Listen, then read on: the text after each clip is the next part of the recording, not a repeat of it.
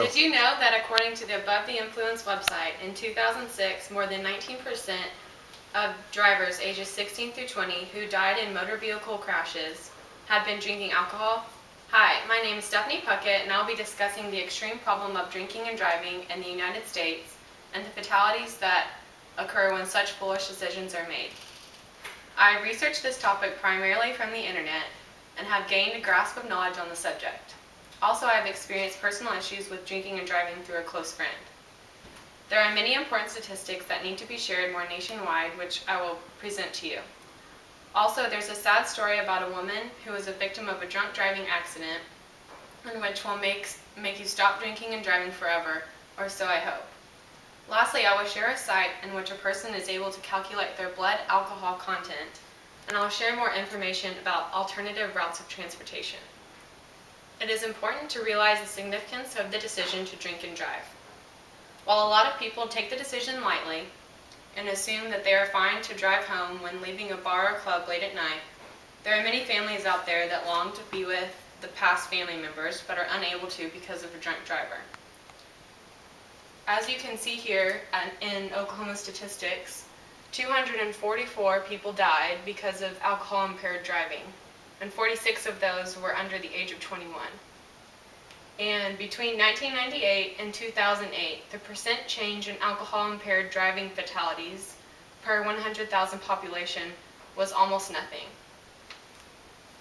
Based on these statistics from the Century Council, Distillers Fighting Drunk Driving and Underage Drinking, drunk driving is not decreasing by any means.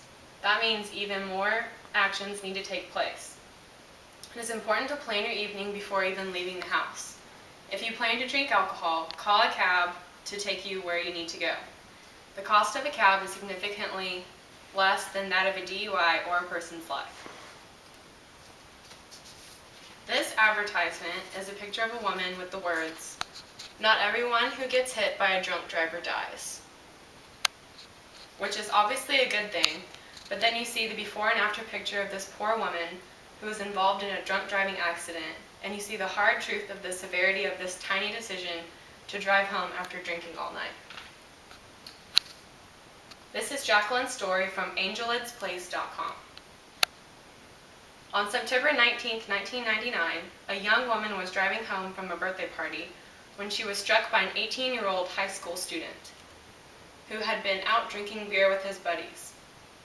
That woman is known by the name Jacqueline Sabarito.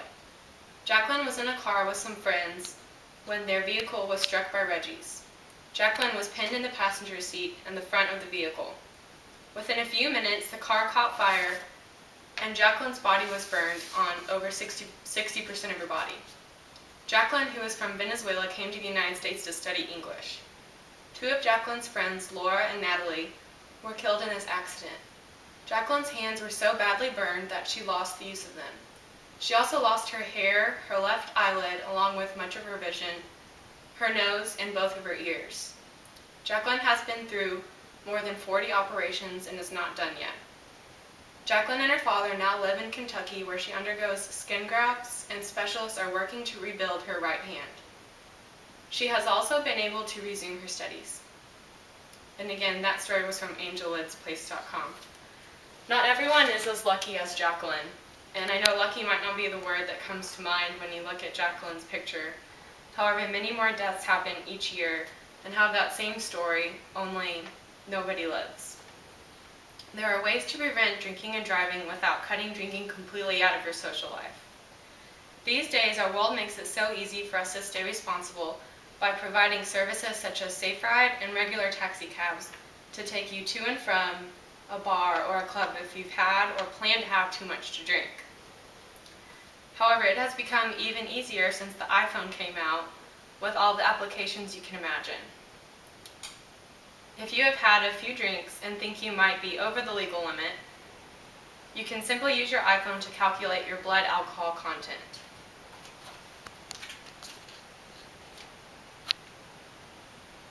The application is called BAC Calculator, and you type in either male or female,